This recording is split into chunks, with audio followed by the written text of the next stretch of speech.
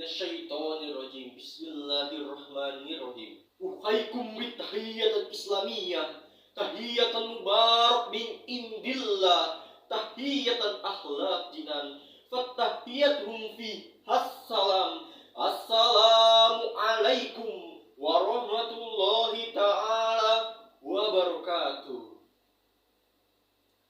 Innal hamdalillah nahmaduhu wa nasta'inuhu wa nastaghfiruh wa na'udzu billahi min sururi anfusina wa min sayyiati a'malina. May yahdihillahu fala mudhillalah wa may yudlil fala hadiyalah.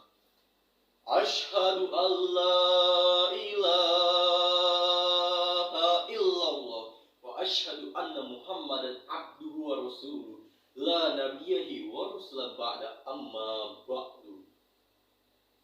Yang pertama-tama dan yang paling utama, marilah kita panjatkan puja serta puji syukur kita atas kehadirat Ilahi Rabbi yang mana Kala telah memberikan kita beribu-ribu nikmat, bermacam-macam nikmat, seperti nikmat iman, Islam, serta sehat walafiat, sehingga kita dapat menikmati begitu banyaknya, begitu berlimpahnya karunia-Nya. Salawat terdirikan salam tak luput juga kita hanturkan, kita junjungkan kepada Nabi besar kita, Nabi akhir zaman, Nabi penutup para nabi, Nabi yang menancapkan bendera La ilaha illallah di tengah-tengah kaum kafir Quraisy. Siapa lagi kalau bukan Nabi Muhammad sallallahu alaihi wasallam.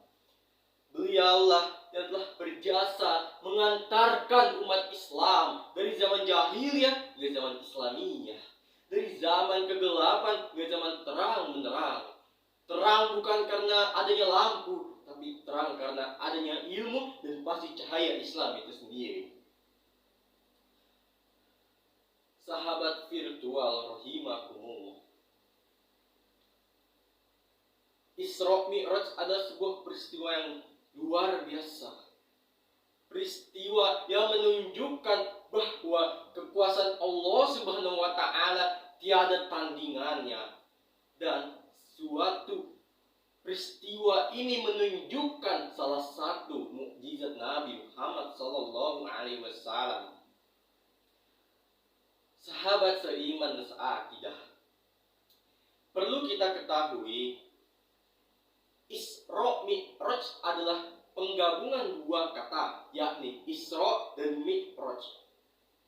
Lalu apakah itu Isra dan apakah itu Mi'raj? Yang pertama adalah Isra. Isra adalah sebuah perjalanan Nabi dari Masjidil Haram ke Masjidil Aqsa. Dan kemudian Mi'raj adalah sebuah perjalanan Nabi dari Masjidil Aqsa ke Sidratul Muntaha. Untuk pengetahuan kita lebih dalam lagi, pada saat itu bangsa Arab terpecah menjadi 3 golongan.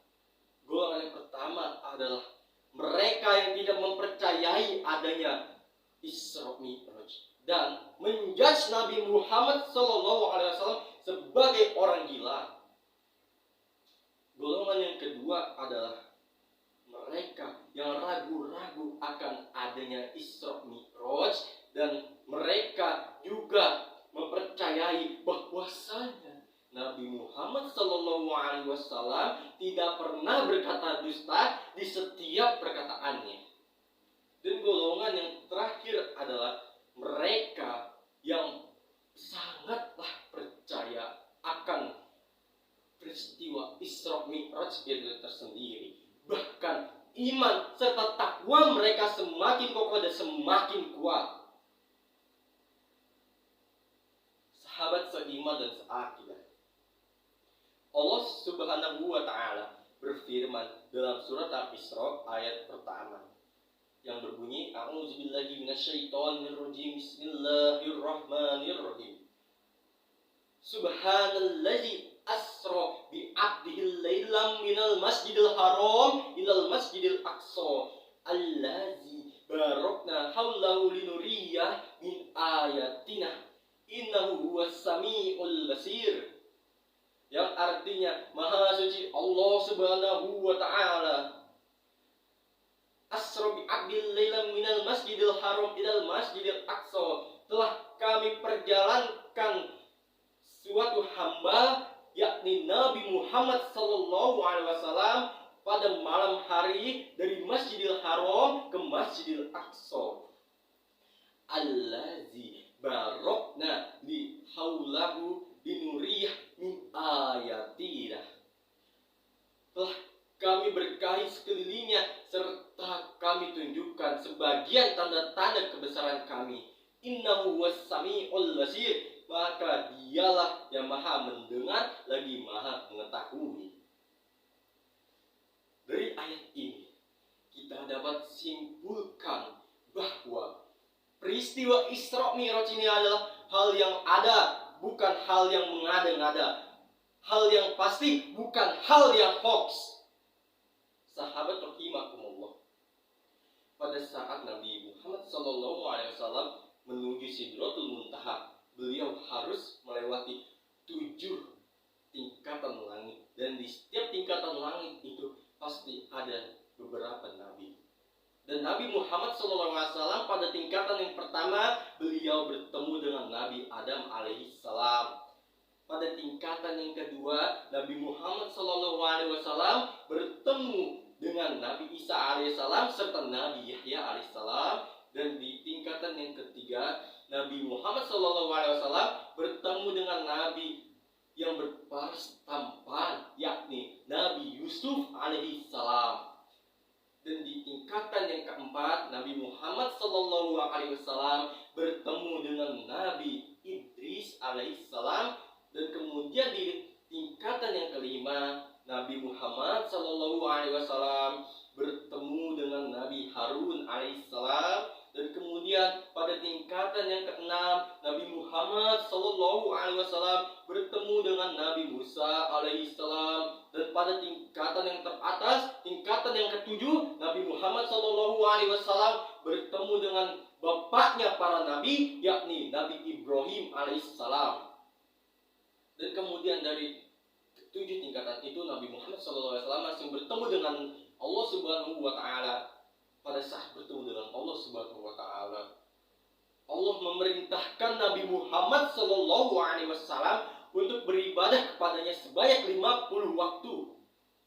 Kemudian Nabi Muhammad kembali lagi untuk turun untuk menyampaikan wahyunya. Akan tetapi pada saat di langit ke-6, Nabi Muhammad SAW bertemu kembali dengan Nabi Musa alaihissalam. Nabi Musa berkata, "Wahai Muhammad, kembalilah kepada Allah Subhanahu wa taala, bahwasanya umatmu tidak akan sanggup bila disuruh untuk bersembahyang 50 waktu." Nabi Muhammad pun mempercayainya, dan beliau kembali kepada Allah Subhanahu wa taala hingga Allah Subhanahu wa taala menguranginya sampai 5 waktu saja: subuh, zuhur, asar, maghrib, dan isya. Begitulah cikal bakal nanti perintah untuk mendirikan sholat 5 waktu. Semoga pidato singkat ini kita ambil hikmahnya, karena kullu syai'in hikmah. Seluruh perbuatan, seluruhnya apapun itu pasti adanya hikmah. Kurang lebihnya mohon maaf apabila ada kata-kata yang salah, mohon dimaafkan, dan pasti itu datangnya dari saya sendiri beserta dibantu oleh syaitan. Dan bila ada kata-kata yang baik dan benar, percayalah itu hanyalah dari Allah Subhanahu wa taala. Kurang lebihnya mohon maaf. Wassalamualaikum warahmatullahi taala wabarakatuh.